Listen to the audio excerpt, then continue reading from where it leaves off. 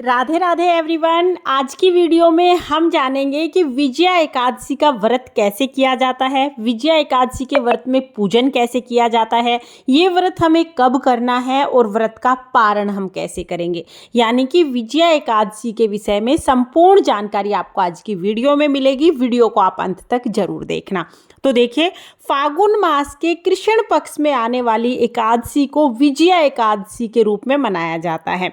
इस दिन भगवान विष्णु का पूजन किया जाता है और विजया एकादशी का व्रत पूजन करने से हमें सभी प्रकार के कार्यों में विजय प्राप्त होती है। मुख्यतः विजय प्राप्त करने की मनसा रखते हुए विजया एकादशी का व्रत किया जाता है। तो विजया एकादशी का व्रत इस वर्ष 24 फरवरी को किया जाएगा। 24 फरवरी के दिन सुबह सुबह स्नान आदि करने के बाद आप अपने घर के मंदिर में आ जाएं, यानी जहाँ पर आप रोजाना पूजा करते हैं उस जगह पर आप आ जाएं। फिर अगर आप लड्डू गोपाल जी की सेवा करते हैं तो लड्डू गोपाल जी को शुद्ध जल से स्नान करके सुंदर उनका श्रृंगार कर दें। उसके बाद हम एक चौकी लेंगे, चौकी पर पीले रंग का वस्त्र हम बिछा लेंगे।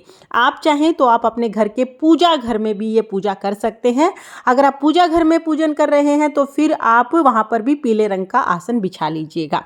फिर फूलों का आसन देकर यहाँ पर हम श्री हरि विष्णु भगवान की फोटो या मूर्ति जो भी स्वरूप है उन्हें विराजमान करेंगे। अगर आप लड्डू गोपाल जी की सेवा करते हैं तो उनको भी विराजमान कर लीजिएगा और हम गणेश जी को विराजमान कर लेंगे। सभी को विराजमान करके हाथ जोड़कर हम संकल्प करेंगे, हे भगवान, आज मैं विजया एकादशी का व्रत पूजन कर रही हूँ या कर रहा हूँ, आप मेरी पूजा को स्वीकार करें और अगर कोई गलती रह जाती है तो मुझे क्षमा करें। इस तरह से संकल्प कर लेंगे और संकल्प करने के बाद फिर हम अपनी पूजा शुरू करेंगे। तो देखिए, यहाँ पर हमने सभी को विराजमान करा लिया है। फिर जल के छींटे लगाकर भाव रूप में हम सभी को स्नान करा देंगे। उसके बाद हम देसी घी का दीपक जलाएंगे। आप देसी घी का या तिल के तेल का दीपक जला सकते हैं। फिर वस्त्र के रूप में हम कलावा समर्पित कर देंगे। आप कलावा समर्पित कर सकते हैं, आप चाहे तो आप जनेऊ भी समर्पित कर सकते हैं। लड्डू गोपाल जी को हमने पहले ही वस्त्र पहना दिए हैं। उसके बाद फिर हम सभी को तिलक करेंगे। तो एकादशी के व्रत में चंदन से तिलक किया जाता है। सबको चंदन से तिलक करने के बाद फिर हम तिलक के ऊपर तिल समर्पित करेंगे। ध्यान रहे, एकादशी के व्रत में चावल का व्यवहार बिल्कुल नहीं किया जाता है। चावल की जगह पे पूजा में तिल समर्पित किए जाते हैं। और थोड़े से तिल आप दिए में भी जरूर डालें, क्योंकि जितने तिल चटकेंगे उतने हमारे कष्टों का निवारण होता है। फिर हम फूल समर्पित कर देंगे और फूल समर्पित करने के बाद फिर हम गणेश जी को भोग समर्पित करेंगे। तो देखिए, गणेश जी को हम अलग से भोग समर्पित करेंगे क्योंकि गणेश जी के भोग में हमें तुलसी नहीं रखनी है। तो यहाँ पर हम गणेश जी को भोग समर्पित कर देंगे। उसके बाद हम तुलसी युक्त भोग भगवान विष्णु को समर्पित करेंगे। और एकादशी के दिन पूजा में भी हमें फलाहार भोग ही समर्पित करना है। एकादशी के दिन अन्न का सेवन भी नहीं किया जाता और भगवान को भी अन्न का भोग नहीं लगाया जाता है। भोग समर्पित करने के बाद हम एक लोटा जल लेंगे। अपने सीधे हाथ में थोड़े से तिल और फूल लेकर हम विजया एकादशी की व्रत कथा सुनेंगे। विजया एकादशी की व्रत कथा का वीडियो आपको चैनल पर मिल जाएगा, लिंक मैं आपको डिस्क्रिप्शन में दे दूंगी, आप वहां से देख लेना। बहुत ही प्रेम पूर्वक विजया एकादशी का कथा सुनने के बाद फिर हम जो फूल और तिल हमने लिए हैं वो हम श्री हरि विष्णु भगवान के चरणों में समर्पित कर देंगे और बाकी हम जल के लोटे में डाल देंगे। इसके बाद हम दक्षिणा समर्पित करेंगे और फिर धूप दीप से बहुत ही प्रेम पूर्वक हम आरती करेंगे। पहले हम गणेश जी की आरती करेंगे, उसके बाद श्री हरि विष्णु भगवान की आरती कर लेंगे। प्रेम पूर्वक आरती करने के बाद हाथ जोड़कर पूजा में रही कमियों के लिए क्षमा याचना करेंगे और अपनी मनोकामनाओं को पूर्ण करने के लिए, विजय प्राप्त करने के लिए भगवान विष्णु से प्रार्थना करेंगे। इसके बाद थोड़ा सा जल अपने हाथ में लेके चौकी के ऊपर से हम 2 बार वार देंगे और फिर हाथ जोड़ लेंगे। इस तरह से पूजा पूर्ण हो जाएगी।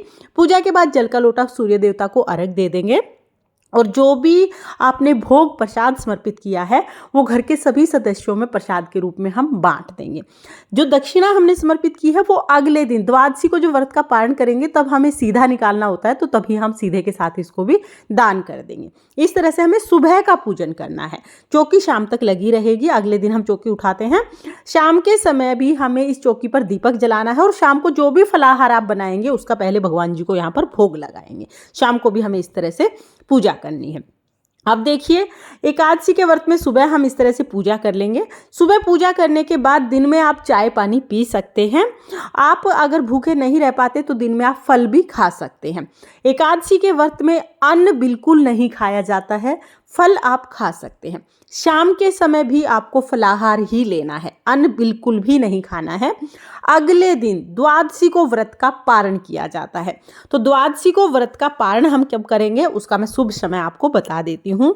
इस वर्ष यानी 2024 में विजया एकादशी का व्रत 24 फरवरी को किया जाएगा और व्रत का पारण 25 फरवरी को सुबह 6:57 से 9:08 तक किया जाएगा।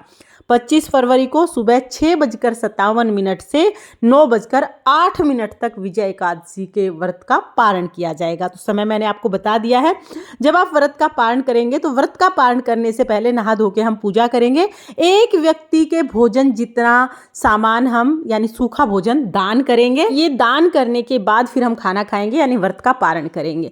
जब आप एकादशी व्रत का पारण करते हैं तो द्वादशी के दिन चावल जरूर खाया जाता है और चावल का दान भी जरूर किया जाता है। ध्यान रहे, एकादशी को हमें ना तो चावल खाना है, ना चावल पूजा में चढ़ाना, ना दान करना।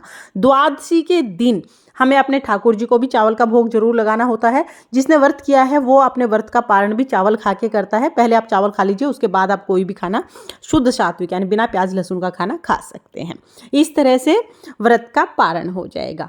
फ्रेंड्स, ये थी विजया एकादशी के व्रत करने की विधि और पूजा विधि। आपको ये विधि कैसी लगी कमेंट करके ज़रूर बताना। और अगर ये वीडियो आपको पसंद आया हो, वीडियो आपके लिए थोड़ा बहुत भी यूजफुल हो तो प्लीज़ प्लीज़ वीडियो को लाइक कर देना। और हम महिलाएं घर में तीज त्यौहार कैसे करते हैं ये देखने के लिए मेरे चैनल को सब्सक्राइब कर लेना। और हाँ, कथा ज़रूर सुन लेना, वीडियो आपको डिस्क्रिप्शन में मिल जाएगा। जय श्री कृष्णा, राधे राधे।